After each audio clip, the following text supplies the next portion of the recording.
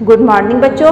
आज हम सभी आपके क्लास 4th संस्कृत के पीरियड में चैप्टर नंबर 5 नीति श्लोका पढ़ेंगे। नीति श्लोका मीन्स नीति युक्त श्लोक, जिसमें नीति की बातें कही गई हो। मनुष्य जो है अगर वह नीतियाँ नहीं सीखता है, अच्छी बातें नहीं सीखता है, तो उसका आचरण पशु के समान हो जाएगा। जिसका आचरण पशु के समान होता है उसका संसार में रहना व्यर्थ होता है। इसलिए हमें नीति वचनों को जानना चाहिए, समझना चाहिए और अपने आचरण को उस अनुसार सही करना चाहिए। तो आज हम सभी नीति श्लोक पढ़ेंगे और आप सभी उसको ध्यान से देखिएगा। नीति श्लोका, नीति के श्लोक। अभिवादनशीलस्य नित्यं वृद्धोपसेविना चत्वारि तस्य वर्धन्ते आयुर्विद्या यशो बलम। कह रहा है, जो व्यक्ति सुशील और विनम्र होते हैं, बड़ों का अभिवादन व सम्मान करने वाले होते हैं तथा नित्य बुजुर्गों की सेवा करने वाले होते हैं, उनकी आयु, कीर्ति, विद्या और बल, इन चारों में वृद्धि होती है। संपत्तौ च विपत्तौ च महता में क्रूरता, उदय सविता रक्तो रक्ताश्च इस समय तथा। सुख में और दुख में महान लोग एक समान रहते हैं। संपत्तौ च विपत्तौ च, संपत्तौ सुख में, विपत्तौ दुख में, विपत्तौ विपत्ति में, दुख में। महता में क्रूरता, महान लोग महताम एक रूपता, महान लोग एक समान रहते हैं। उदय सविता रक्तो रक्ताच इस समय तथा। जिस प्रकार उदय होते समय सूर्य लाल होता है और अस्त होते समय भी लाल ही होता है। प्रिय वाक्य प्रदानेन सर्वे तुष्यन्ति जन्तवः तस्मात् प्रियम ही वक्तव्यम वचने का दरिद्रता। प्रिय वाक्य प्रदानेन, प्रिय वाणी बोलने से सभी मनुष्य संतुष्ट होते हैं, यानी सभी प्राणी संतुष्ट होते। जंतवा मीन्स प्राणी, तुष्यंती मीन्स संतुष्ट होना। प्रिय वाक्य प्रदानेन, प्रिय वाक्य बोलने से, प्रिय वाणी बोलने से, सर्वे सभी, प्रिय वाक्य बोलने से सभी प्राणी संतुष्ट होते हैं। तस्मात् प्रियम ही वक्तव्यम, इसलिए प्रिय वाक्य बोलने चाहिए, प्रिय वाणी बोलना चाहिए हमेशा। वचने का दरिद्रता, प्रिय वाणी बोलने में कैसी गरीबी, यानी कैसी कंजूसी। वृथा वृष्टि समुद्रेषु तथा वृथा वृष्टि समुद्रेषु वृथा तृप्तस्य भोजनम वृथा दानम समर्थस्य वृथा दीपः दिवापि च। किसी चीज की भी अधिकता अगर किसी के पास होती है तो उसको वह चीज देना व्यर्थ होता है। तो इसमें यह बता रहा है, वृथा वृष्टि समुद्रेषु, समुद्र में वर्षा व्यर्थ है। वृथा तृप्तस्य भोजनम, और भरपेट भोजन किए हुए को भोजन देना व्यर्थ है। वृथा दानम समर्थस्य, और धनी को दान देना व्यर्थ है।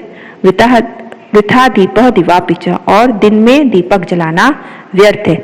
यह उसी प्रकार है कि समुद्र में अगर वर्षा होती है तो उस वर्षा का कोई महत्व नहीं रह जाता, वह महत्वहीन हो जाता है। और भोजन से तृप्त मनुष्य को भोजन देना बेकार जाता है, और धनी मनुष्य को दान देना भी बेकार होता है, और दिन में दीपक जलाने का कोई अर्थ नहीं रह जाता है। इसलिए ये कह रहा है कि दिन में दीपक जलाना व्यर्थ है, समुद्र में वर्षा व्यर्थ है, भोजन से तृप्त मनुष्य को भोजन देना व्यर्थ है, और धनी को दान देना व्यर्थ है। अल्पस्य कुतो विद्या अविद्याया कुतो धनम अधनस्य कुतो मित्रम अमित्रस्य कुतो सुखम।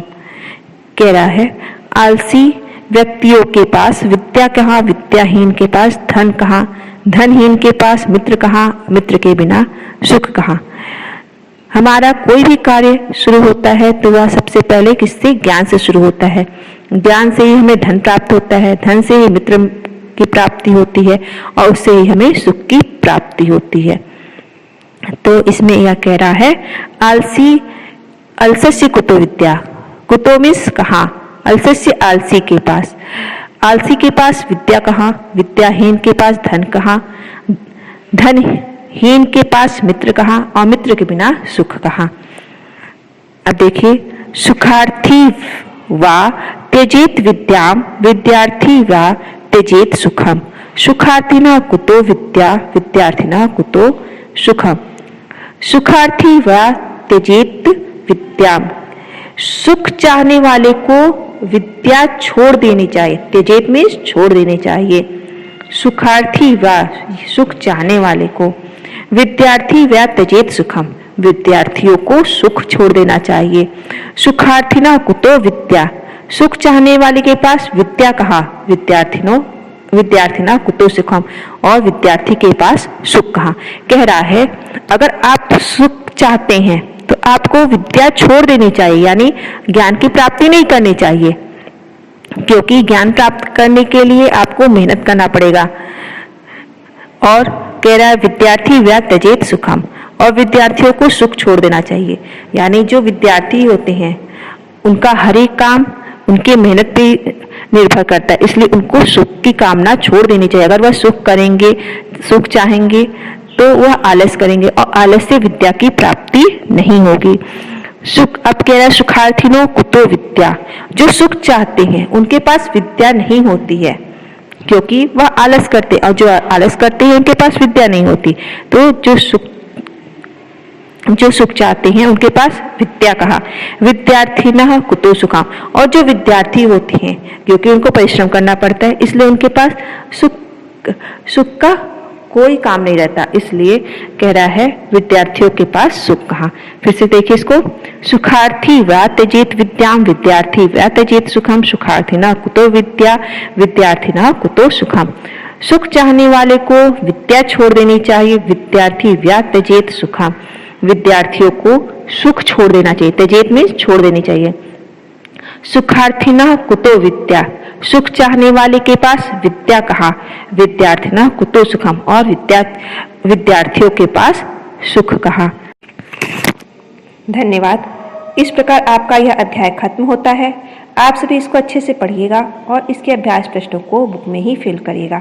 कॉपी में आप सभी चैप्टर शुरू करने से पहले पिक्चर ड्रॉ कर लीजिएगा। उसके बाद शब्दार्थ, प्रश्नोत्तर तथा हिंदी या संस्कृत अनुवाद जो भी आपको दिया जाएगा उसको आप कॉपी में करिएगा।